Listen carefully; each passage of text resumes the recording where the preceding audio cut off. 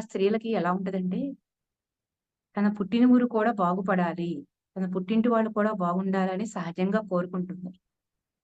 తాను తెలుసుకున్న ధ్యానం తన పుట్టిన ఊర్లో కూడా చెప్పాలి అని జెప్పేసి తన ఊరెళ్ళినప్పుడల్లా ధ్యానం చేయండి, శ్వాస మీద ధ్యాస పెట్టండి, ఆరోగ్యం బావుంటది అని చెప్తూ ఉంటే, ఊళ్ళో అందరూ కూడా ఆ అమ్మాయిని తప్పుపడతారు.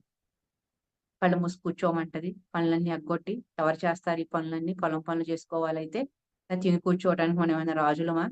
అని జెప్పేసి అంటూ ఉంటారు. అయితే ఒక పౌర్ణమి వస్తే కబురు చేస్తదనమాట పుట్టింటికి. పలానా రోజు పౌర్ణమి, ఆ రోజు నేనొస్తాను. అందరూ పనులు చక్కగా తొందరగా చక్కబెట్టుకోండి. అందరం కలిసి గ్రూప్ మెడిటేషన్ చేద్దాము అనేసి. కన్నతల్లితో సహా ఊళ్ళో అందరూ ఒక మాట మీద నిలబడతారు. ఏమని?